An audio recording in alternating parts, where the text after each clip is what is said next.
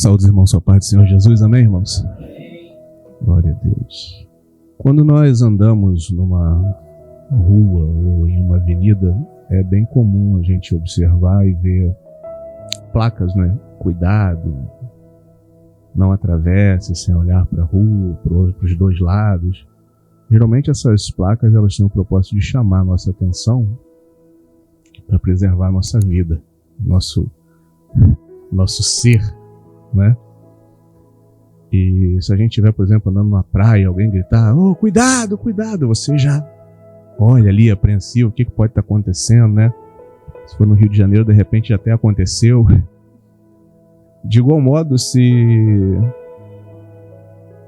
a gente estiver caminhando num lugar deserto e alguém gritar, a gente também vai ficar apreensivo daquilo.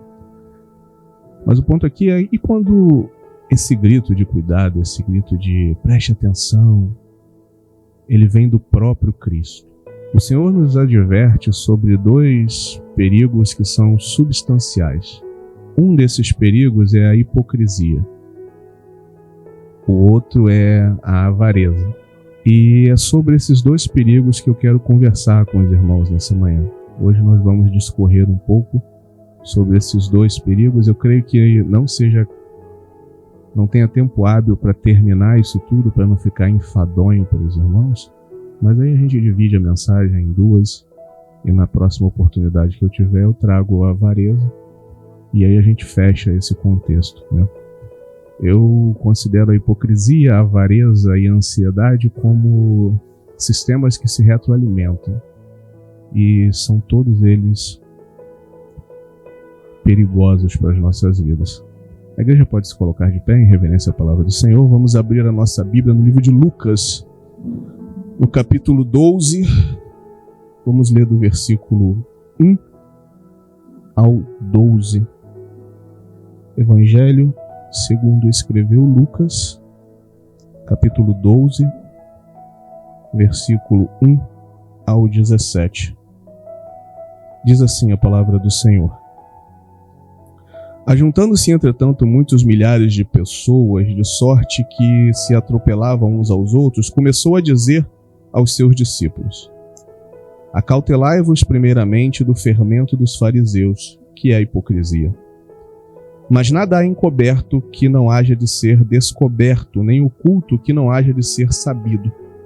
Porquanto tudo o que entre trevas dissestes, à luz será ouvido. E o que falaste ao ouvido no gabinete, sobre o telhado será apregoado.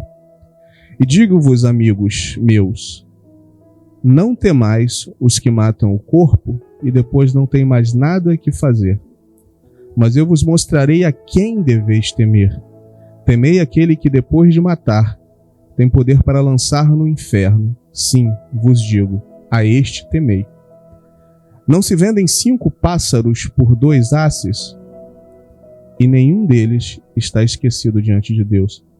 E até os cabelos da vossa cabeça estão todos contados. Não temais, pois, mais valeis vós do que muitos passarinhos. E digo-vos que todo aquele que me confessar diante dos homens, também o Filho do Homem o confessará diante dos anjos de Deus. Mas quem me negar diante dos homens, será negado diante dos anjos de Deus. E a todo aquele que disser uma palavra contra o Filho do Homem, ser-lhe-á perdoada, mas ao que blasfemar contra o Espírito Santo, não lhe será perdoado. E quando vos conduzirem às sinagogas, aos magistrados e autoridades, não estejais ansiosos de como ou do que haver de responder, nem do que haver de dizer, porque na mesma hora vos ensinará o Espírito Santo o que deveis falar.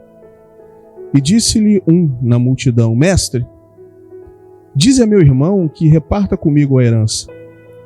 Mas ele lhe disse: Homem, quem me pôs a mim por juiz ou repartidor entre vós? E disse-lhes: acautelai-vos e guardai-vos da avareza, porque a vida de qualquer homem não consiste na abundância do que possui. E propôs-lhe uma parábola, dizendo: a herdade de um homem rico tinha produzido com abundância. E ele arrazoava consigo mesmo, dizendo: que farei? não tenho onde recolher os meus frutos. E disse: farei isso, derrubarei os meus celeiros e edificarei outros maiores, e ali recolherei todas as minhas novidades e os meus bens. E direi à minha alma: alma, tens em depósito muitos bens para muitos anos, descansa, come, bebe e folga. Mas Deus lhe disse: louco, esta noite te pedirão a tua alma, e o que tens preparado, para quem será? Até o 20, amém, irmãos? A igreja pode se assentar. Só para nós entendermos aqui como que nós chegamos até o capítulo 12, versículo 1. O Senhor Jesus havia sido convidado para um jantar na casa de um fariseu. E quando chegou lá, nesse jantar, o fariseu ficou admirado porque ele, o Senhor, ao sentar-se à mesa, não realizou o ritual de lavagem tradicional da cultura judaica, da tradição judaica naquela época, que era algo da tradição, mas não estava previsto ali na lei de Moisés, né? Era uma tradição. Diante disso, Jesus traz às claras toda a insensatez, né? Toda a falta de senso, de juízo e razão daquilo, do farisaísmo. Explica que o verdadeiro problema da impureza interior nunca seria resolvido através da lavagem exterior. Ele usa aquela situação para exemplificar isso, né? Cuidava-se muito do exterior, enquanto no interior deixava-se fluir solto toda sorte de coisa errada. E quando nós vemos isso, nós notamos o contraste entre Cristo, que não faz a lavagem cerimonial para se assentar à mesa, mas está limpo diante de Deus, e o fariseu, que cumpriu toda a lavagem cerimonial, né, ritual ali, mas no seu interior continuava sujo diante de Deus. Jesus evidencia que, né, antes de chegarmos aqui, que a pureza externa não resulta necessariamente na pureza interna de coração. Dito isso, no versículo 1, aqui do capítulo 12, Jesus deixa de se dirigir a esses fariseus e passa a falar diretamente com os seus discípulos. E o que ele disse para eles é um alerta. Ele diz assim: cuidado com o fermento dos fariseus, que é a hipocrisia. A palavra grega que dá origem à hipocrisia, né? A palavra que dá origem à palavra hipocrisia, que tem um significado primário de representar um personagem, né? O hipócrita na antiguidade era o ator, o artista, que colocava uma máscara, ia para frente do seu público interpretar o imperador, interpretar uma grande figura da época, né? A hipocrisia, em sua forma mais simples, é aquela pessoa que veste uma máscara e interpreta um papel diante do círculo social onde ele está inserido. O hipócrita tem a capacidade de dissimular, ou seja, ele tem a capacidade de esconder os seus sentimentos reais, as suas verdadeiras intenções. O hipócrita vive no seu cotidiano a encenação de um papel. Ele encarna um personagem e apresenta para as pessoas ao seu redor uma falsa realidade. Uma realidade que difere muito da sua vida, que difere muito das suas reais opiniões, que difere muito da sua linha de pensamento, mas que de certa forma agrada o contexto onde ele está inserido. E a pergunta que nós já podemos fazer aqui é a seguinte: será que nós, às vezes, não vivemos apenas de aparência? Será que não nos escondemos atrás de uma máscara de crentes? Será que as nossas palavras e as nossas ações refletem verdadeiramente a nossa fé? Ou é apenas uma imagem de conveniência que queremos mostrar para os outros? A outra figura que existe aqui, ainda no versículo 1, é a figura do fermento. O fermento, biblicamente falando, na grande maioria das vezes, quase sempre, vai estar associado ao mal. tanto no Antigo quanto no Novo Testamento. E quando nós falamos de fermento, nós podemos destacar algumas características da sua forma de atuação. Porque na maioria das vezes o fermento ele age de forma silenciosa. Ou seja, ele age sem ser percebido. Você coloca o fermento ali e ele não faz nada. No primeiro momento você não vê acontecer nada, né? Se você pegar um sal de fruta, por exemplo, e jogar na água, ele borbulha, né? Todo espalhafatoso. Agora o fermento não, você jogou ele ali, ele vai ficar boa. O fermento ele age de forma lenta. Ele pode não produzir um efeito imediato, mas estando presente na mistura, aos poucos o seu efeito vai sendo percebido, ele vai se manifestando. O fermento tem uma ação constante. Mesmo sendo lento, o processo de fermentação não para. 24, 48, 72 horas, ele vai cada vez mais agindo ali. Então nós também podemos dizer que ele age de forma progressiva.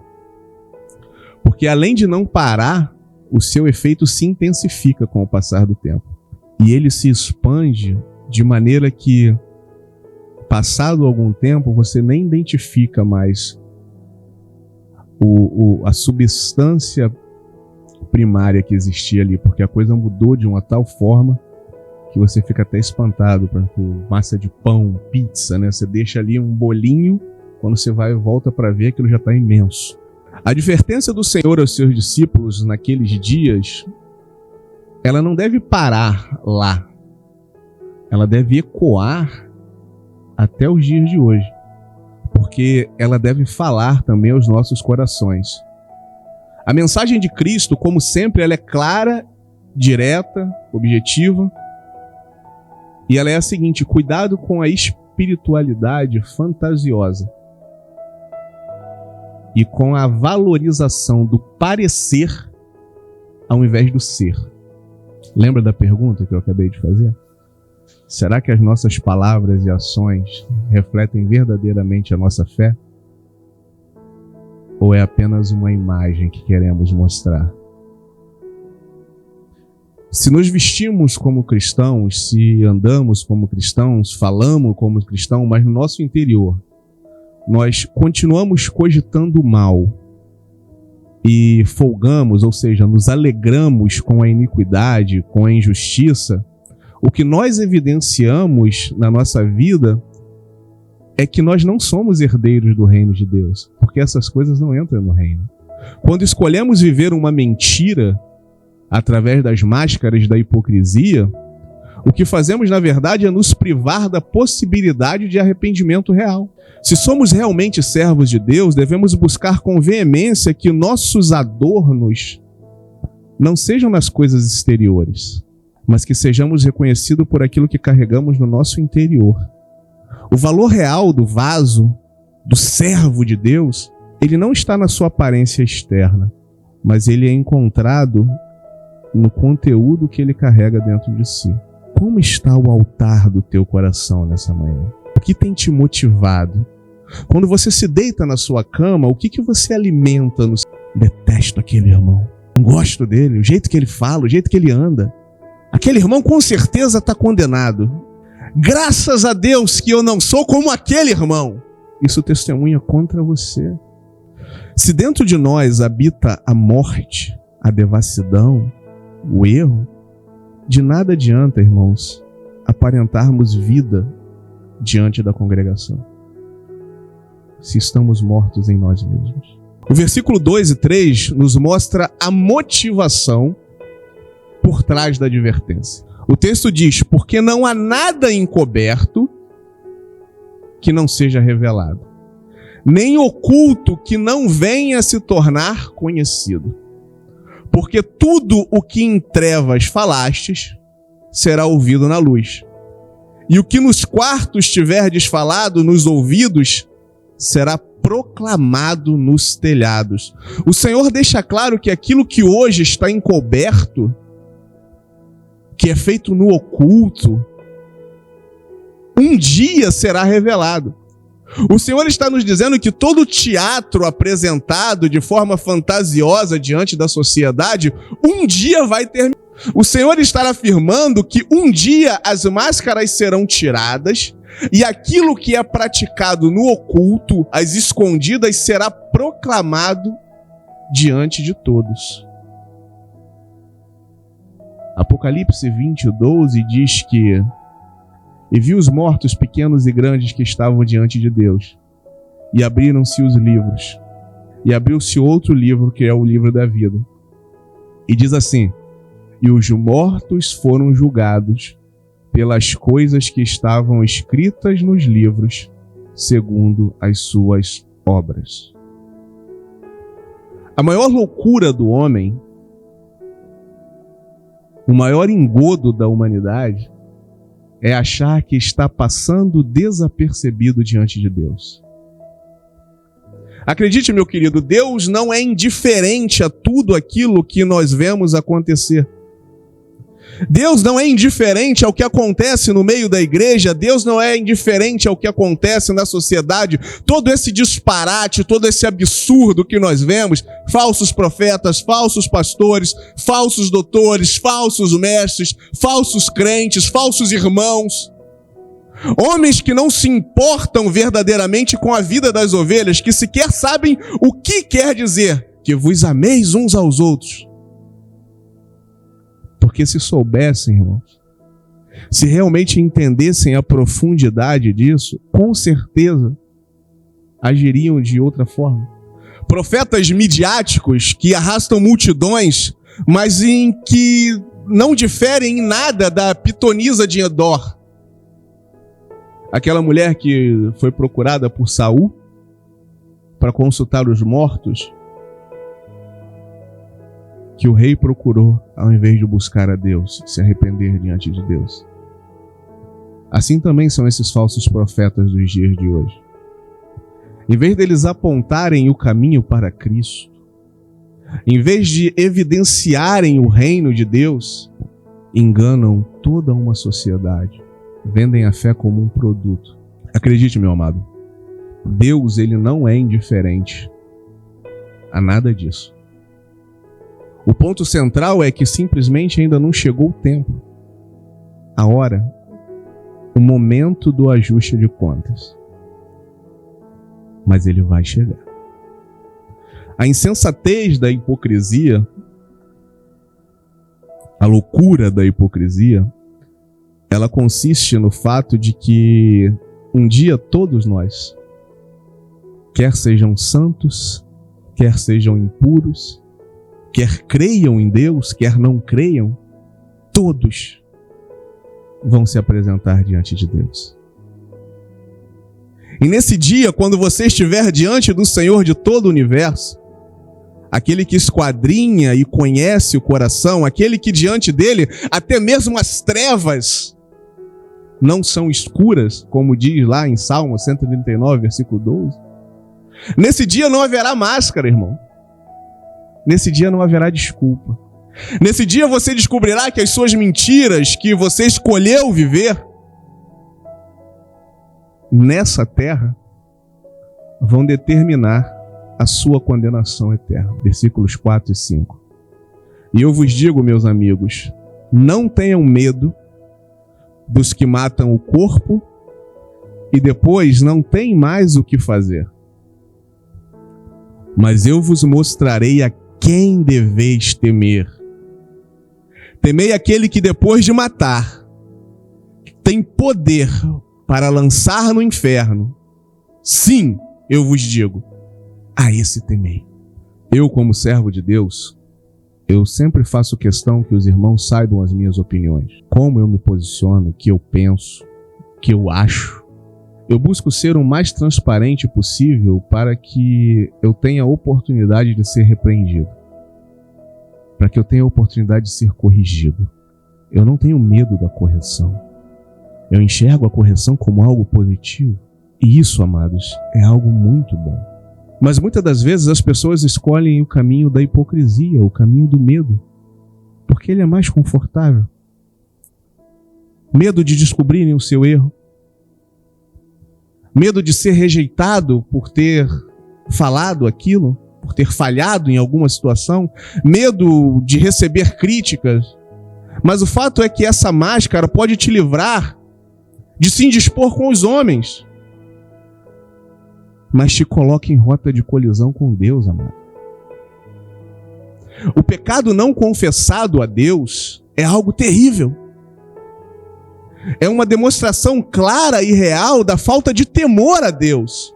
Mas se nós confessarmos os nossos pecados, devemos nos lembrar e ter firme em nosso coração que Ele é fiel e justo para nos perdoar os pecados e nos purificar de toda injustiça.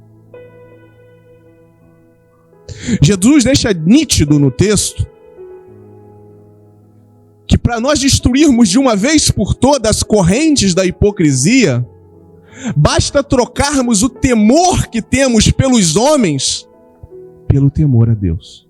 Se você tiver coragem e ousadia para deixar as máscaras da hipocrisia de lado, se você tiver a sensatez de não se importar com a aprovação dos homens, e ainda nessa manhã buscar a aprovação do único que importa, que é Deus, caso ainda não tenha ficado claro, então os céus vão se abrir diante dos seus olhos.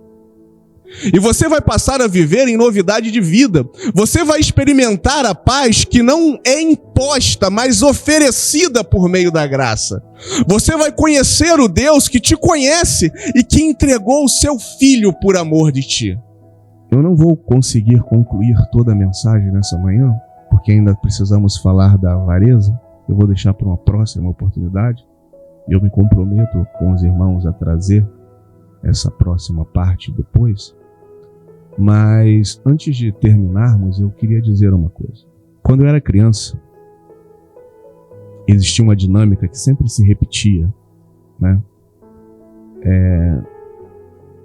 Quando eu queria arrumar um trocado, alguma coisa, né? Eu não podia trabalhar.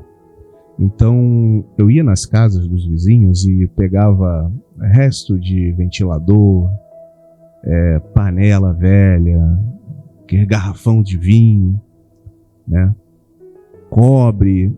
Eu juntava tudo, colocava num carrinho, e perto da minha casa tinha um ferro velho. Então eu ia carregando aquele peso. Hoje vocês me veem gordo assim, mas eu era magricelinho, né? Tira ali pelo Davi, era mais ou menos aquilo ali, né? Quando eu chegava no destino, eu pegava aquele monte de quinquilharia e colocava dentro de uma balança. O dono do ferro velho, então, ele chegava, olhava ali e pesava aquilo tudo, pegava aquilo, colocava no seu lugar, o ferro aqui, o cobre ali, e me dava uma quantia em dinheiro por aquilo. E cabeça de criança, vocês sabem como é, né? E eu achava aquilo muito interessante, né? Eu levo um monte de lixo para ele e ele me dá dinheiro por isso. O que Jesus fez na minha vida foi a mesma coisa que aquele dono de ferro velho fazia. Quando eu me encontrei com Cristo, o que eu tinha para oferecer era uma vida que não valia nada, não valia a pena ser vivida. Cheia de problemas, cheia de pecados, cheia de iniquidade. Uma vida sem propósito, sem perspectiva. E ao invés de olhar para mim e dizer: ei, camarada, desculpa, mas vai embora daqui com isso. Essa vida que você traz diante de mim, não, vai embora. Essa vida que você está trazendo aqui diante de mim não serve para nada. Tá tudo quebrado, tudo sem valor, sujo, sucateado. Ele poderia ter feito isso, porque ele é santo. Ele é Deus, ele é soberano, ele criou todas as coisas. Ele tinha total autoridade para fazer isso. Ele é puro, ele podia olhar para mim e falar assim: isso não serve para mim. Isso não é o tipo de vida que eu quero, não é o tipo de vida que tem algum valor. Mas ao invés de dizer isso, a atitude de Cristo foi diferente, ela foi oposta. Ele me tratou como algo de valor. Ele me acolheu como ninguém nunca me acolheu na minha vida. Ele não deixou de mostrar para mim os meus erros. Ele não deixou de me repreender, mas tudo isso foi feito com tanto amor, com tanto carinho, que o meu coração se sentiu aquecido e eu me senti amado pela primeira vez. Para você entender o amor, você precisa que alguém te ame. Eu só compreendi o amor quando eu vi o amor com que Deus me amava. Em um processo cuidadoso, Ele me limpou. Ele consertou aquelas partes que estavam quebradas. Ele me pegou e me colocou na prateleira de utensílios importantes que Ele tinha. Nesse mesmo lugar onde encontra-se o pastor Cleiton, a irmã Miriam, o pastor Reginaldo, Val e tantos outros, Ele me colocou ali. Ele me deu um novo significado para a minha vida. Ele me convidou para viver não mais pelas minhas perspectivas, não mais pelas minhas máscaras. Ele me convidou e eu aceitei a viver a vida dele. E essa vida que ele me ofertou é a vida que vale a pena ser vivida. Uma vida que não está limitada à transitoriedade dessa terra, mas uma vida que transborda para a eternidade. E essa é a vida que vale a pena ser vivida. Talvez você tenha chegado aqui hoje vestindo uma máscara. Talvez você esteja usando essa máscara na sua casa enquanto acompanha essa mensagem pela internet. Talvez você carregue um sorriso no rosto por simples conveniência, enquanto do fundo da sua alma pesa um vazio enorme. Mas eu quero te fazer um convite nessa manhã.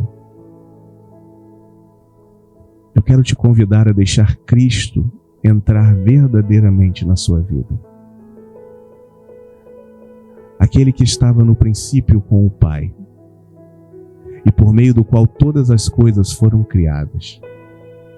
Ele diz para você nessa manhã: eu tenho poder e autoridade para mudar o quadro da sua vida e para te oferecer a vida que realmente vale a pena ser vivida, a vida de comunhão com Deus. Porque diz assim a palavra do Senhor: eu vim para que tenham vida e a tenham em abundância. Se livre das máscaras da hipocrisia e viva a vida que vale a pena ser vivida na presença de Deus. Eu agradeço a minha oportunidade no nome do Senhor Jesus. Amém, irmãos?